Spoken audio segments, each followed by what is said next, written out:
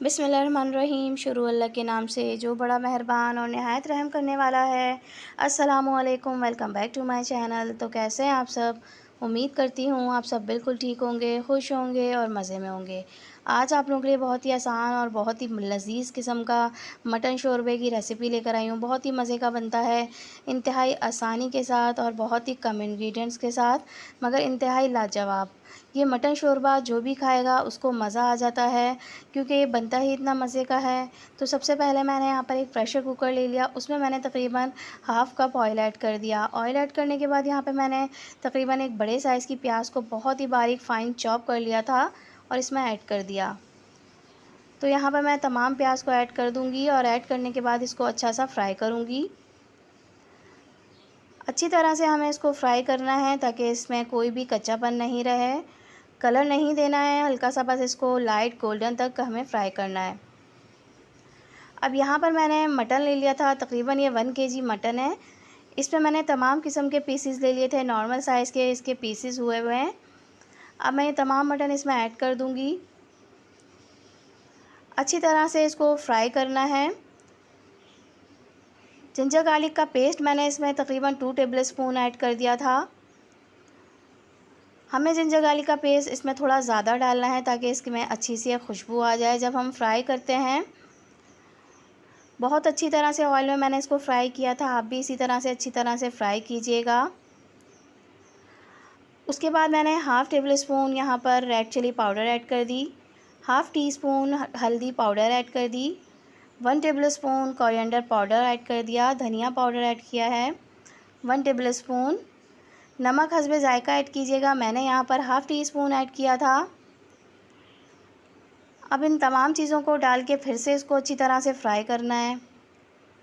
बहुत अच्छी तरह से फ्राई करेंगे ताकि मसालों का कच्चापन ख़त्म हो जाए और तमाम मटन के पीसेस पर इसका मसाला लग जाए और एक अच्छी सी खुशबू आ जाए। अब यहाँ पर मैंने 2 अदद टमाटर ले लिए थे, दरमियाने साइज़ के टमाटर थे, और 2 अदद हरी मिर्चें, इनको मैंने बहुत ही फ़ाइन बारीक चॉप कर लिया था। आप चाहें तो टमाटरों को ब्लेंड करके भी इसमें ऐड कर सकते हैं। मैंने यहाँ पर बहुत ही फ़ाइन चॉप किया था कि इसी के साथ बहुत अच्छे से घुल मिल जाएंगे और बहुत ही मज़े का इसका टेक्सचर हो जाएगा। बस मैं इसको अच्छी तरह से फ्राई करती जा रही हूँ। जितना हम इसको अच्छे से फ्राई करेंगे उतना ही मज़े का इसका फ्लेवर होगा।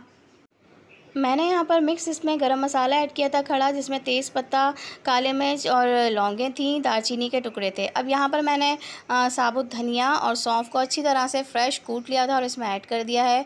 तकरीबन मैंने 2 टेबल स्पून इसमें ऐड किया है और इसको अच्छी तरह से हम मिक्स करेंगे। इससे बहुत अच्छी सी खुशबू आती है, ज़रूर ऐड कीजिएगा। अब मैं इसमें पानी ऐड कर रही हूँ। पानी हमें उतना ही ऐड करना है कि अच्छे से मटन इसमें डिप हो जाए, क्योंकि अब हम इसे गलाएंगे। ज़्यादा टाइम नहीं लगता है, आधे घंटे में ये मटन गल जाता है। इसको प्रेशर लगाऊंगी। पानी मैंने तकरीबन 1.5 गिलास इसमें ऐड किया है, आप अपने हिसाब से चेक कीजिएगा। अब इसको मैं बंद कर दूंगी और तकरीबन 20 से आधा घंटे के लिए इसको प्रेशर लगाऊंगी। तो ये देखिए, बहुत ही मज़ेदार सा मटन का शोरबा गल गया है, पक गया है। बहुत ही मज़े की खुशबू आ रही थी, बहुत ही लजीज तैयार हुआ था। ये देखिए, तमाम पीसेस मटन के बहुत अच्छे से गल जाते हैं। बस इसको बहुत अच्छी तरह से हमें फ्राई करना होता है ताकि एक अच्छा सा इसमें खुशबू आ जाए। नान, चपाती, वाइट राइस के साथ तो ये बहुत ही मज़ा देता है। तो ये ज़रूर ट्राई कीजिएगा, मुझे फ़ीडबैक ज़रूर दीजिएगा ये कैसा बना था, आपको ये कितना पसंद आया। बहुत ही मज़े का बनता है, बहुत ही इजी मेथड है, आसानी के साथ मैंने आपको बताया है। तमाम अज़्ज़ा आपके अपने घर में मौजूद होते हैं। अगर आप मेरे चैनल पर न्यू हैं और अब तक आपने सब्सक्राइब नहीं किया है तो सब्सक्राइब कर दीजिए, लाइक कर दीजिए और एक प्यारा सा कमेंट भी कर दीजिए। तो मटन का शोरबा ऊपर से हरा धनिया, हरी मिर्चों के साथ गार्निश कीजिए और बहुत ही मज़े से इसको आप नोश फरमाइए, आपको बहुत ही मज़ा आने वाला है। मिर्चें जायके के हिसाब से आप कम या ज़्यादा रख सकते हैं। तो चलती हूँ, फिर हाज़िर होंगी और अच्छी सी आसान सी रेसिपी के साथ। जब तक के लिए दुआओं में याद रखिएगा। Thanks for watching. अल्लाह हाफ़िज़।